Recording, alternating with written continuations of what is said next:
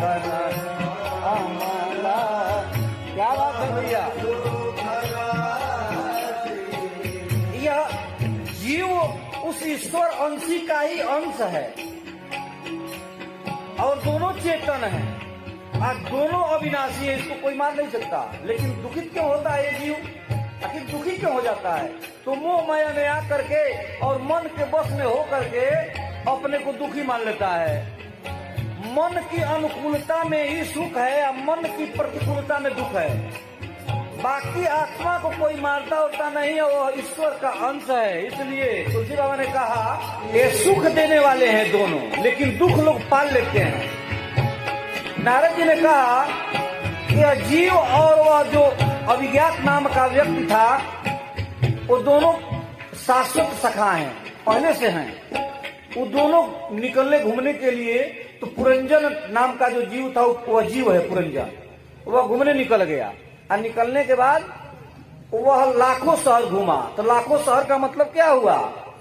84 लाख जोनिया, मच्छर और चींटी, छोटे छोटे शहर, हाथी और घोड़ा बड़े बड़े, सब जोनियों में घूमा, उसको शांति नहीं मिला। शांति मिला कहाँ? अब तो वह एक मनुष्य शरीर, ये मानव का जो शरीर है 9 दरवाजे का, यह अच्छा लगा, उसी में प्रवेश कर गया। प्रवेश किया तो सुंदरी कौन है? अब तो बुद्धि देवी, अपने बुद्धि से चलने नहीं देगी। कथा में हम लोग आए हैं कथा सुनने, कथा सुन रहे हैं खूब सर झुका झुका करके। गुरुजी जो कथा कर रहे हैं खूब मान रहे हैं, बढ़िया है, अच्छा हो रहा है। अब बुद्धि देवी बैठी है उसी में, वो कह रही है कि सर यहाँ पर डोला लो, घर चलने पर मैं पता लगाऊंगी कि तुम कितना जो है कथा तुम्हारे अंदर आया है।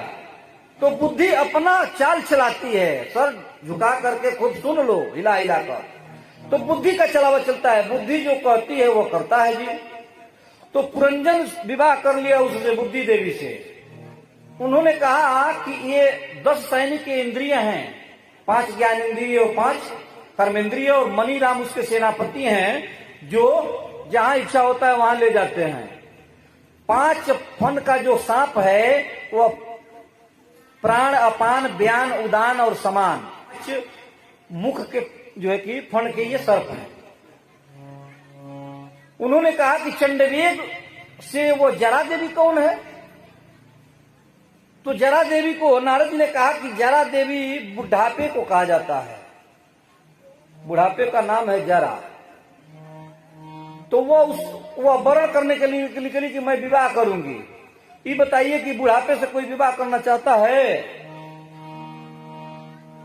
हम लोगों के जीवन में बहुत सी तारीखें याद होंगी कि फला तारीख को जन्म हुआ, जन्मदिन मनाते हैं, फला तारीख को हमारा नामकरण संस्कार हुआ, फला तारीख को यज्ञोपवीत हुआ, फला तारीख को विवाह हुआ, फला तारीख को माने तमाम जो है कि संस्कार हुए, सब याद है। ये कोई बता सकता है कि किस तारीख को बूढ़े हुए? बूढ़ को यह बन गई पता लागो तो नहीं लगी, लगवे ना करियो। ऐसे कि वह छुप करके कब आ जाएगी जरा देवी और कब बूढ़ा बना देगी कुछ नहीं कहा जा सकता। नारद जी ने कहा वो जरा देवी बुढ़ापा है, उसका वर्ण कोई नहीं करता। और उसका साथी चंडवेग मिल गया। चंडवेग कौन है? संवत्सरो चंडवेग, संवत्सर जो साल चलता है, हर वर्ष का नाम है ये जो संवत्सर है। और यह नवरात्र अर्थात जिस दिन माता का पहरा शुरू होगा, हम लोगों का नूतन वर्ष अब यही चलेगा। हम लोगों का सनातनी नया वर्ष इस चैत्र मास के शुक्ल पक्ष प्रतिपदा से माना जाता है। तो ये संवत्सर क्या है? तो ये चंडवेग है। क्या करता है? तो धीरे धीरे यह वर्ष में बदल करके और जीव के आयु को छीन करता रहता है। संवत्सर ने कहा कि हमारे सैनिक हैं 365 काली काली गंधर्वियां हैं और 365 गोरे गोरे गंधर्व हैं। ये कौन है? तो ये दिन और रात हैं। ये दिन रात बीतते बीतते बीतते बीतते साल महीना साल में बदल जाता है और निकलने के बाद और उसी में जरा देवी अर्थात बुढ़ापा जिसका स्वभाव है वह प्रवेश कर जाती है। उसी को लेकर के उस पूरी पर आक्रमण कर देती है, पता नहीं चलता है। और हम लोग अपने विषय वासना में लगे हुए हैं, आनंद ले रहे हैं, बुद्धि के साथ अपना प्रयोग कर रहे हैं। मरणासन में आदमी है जीव, लेकिन उस समय भी इच्छा उसका ये है कि अभी और हम रहें। एक जना बाबा रहनी तो वहां के 80 वर्ष के हो गई रहनी, ये बेरा 80 वर्ष 100 वर्ष से ऊपर मानी, ए बेरा के 80 वर्ष बहुत बा तो हो गई रहनी। लोग कहल कि का बाबा सब कार्य तो कल नहीं, अपन जीवन जी लियनी, अरे भगवान के भोजन करे नहीं न तो हाँ बाबू भगवान के भोजन तो हम करे नहीं, लेकिन सोचता है नतिनिया के बियावा हो जाए तन देख लेती हूँ अपनी आंखी से, तो भगवान हमारा के बोला तो घर के लोग ही चाहता कि जे चल जा तब हम नतिनिया के बियावा रोपी, नहीं तो बीचवे में जाइए हमारे सवरी रसद खराब रही है। घरवा के लोगवा जरा खातिर की 80 वर्ष को होके इतना चिंता करता है, वो लोग कहता कि जे चल जा जहां से तब हम बिया रोपो, अब उनका बाकी भाई नाती या नतनी के बिया हो जाओ। ये जीव की गति है।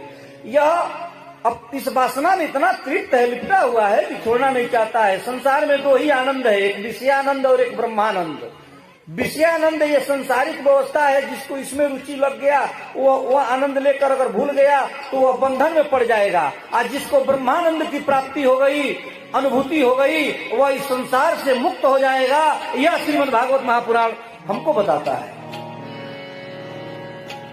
तो नारद जी ने कहा कि वह जरा देवी हैं और इस तरह से वह यह जीव जो है फंस जाता है और अंत में जा करके जिसके बस में रहता है उसकी मति उसी में लिप्त हो जाती है, दूसरा जन्म उसी का वह पा लेता है।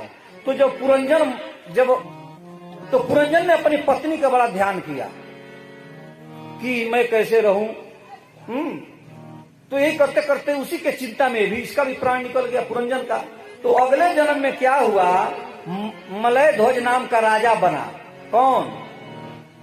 वो जो स्त्री थी पुरंजन की, वह राजकुमार बना मलय ध्वज नाम के, और जो पुरंजन था वह उसकी पत्नी बनी पुरंजनी। काहे से कि पत्नी के ध्यान में मर रहा। अंत में प्राण जब निकल वगैरह अपनी पत्नी के ध्यान करते रहे, तो अंते मति जागति, अंत में जो मति है वही गति होगी। अब जो है कुछ दिन के बाद उस दूसरे जन्म में उसका पति मर गया था और यह जो है सती होने के लिए चिता सजाई थी, उस चिता पर सती होने जा रही है। तो वहां जब गई तब अभिज्ञात जो ईश्वर हैं वह आए दौड़े, कहे कि भाई देखे हमारा मित्र गया था, कहाँ है, आया कि नहीं। तब उन्होंने कहा कि अरे मित्र, तुम किसके साथ ये सती बनने जा रहे हो, तुम अपने घर को भूल गए। हम लोग जो है खेल खेल रहे थे, याद रही। तो बहुत पहले तो बहुत गुस्साई जो पुरंजन था, कहा कि तुम कौन हो, मुझ पतिव्रता स्त्री को सखी अपना और मित्र बता रहे हो, मैं अपने पति के साथ सती होने जा रही हूँ। उन्होंने कहा कि वाह क्या बात है, बहुत बढ़िया रिश्ता तुमने निभाया, हमारा साथ भूल गया तुम। तो बहुत से उदाहरण और कई जन्मों का बात याद जब दिलाए तब जाकर उसको याद आया, तब वह साथ में आया। तब उस पुरंजन जो है कि तो जब ईश्वर चाहेंगे तभी जीव को शांति मिलेगी, और ऐसे मिलने वाली नहीं है। और तब जब सदगुरु कोई मिलेंगे तब परमात्मा से मुलाकात कराएंगे।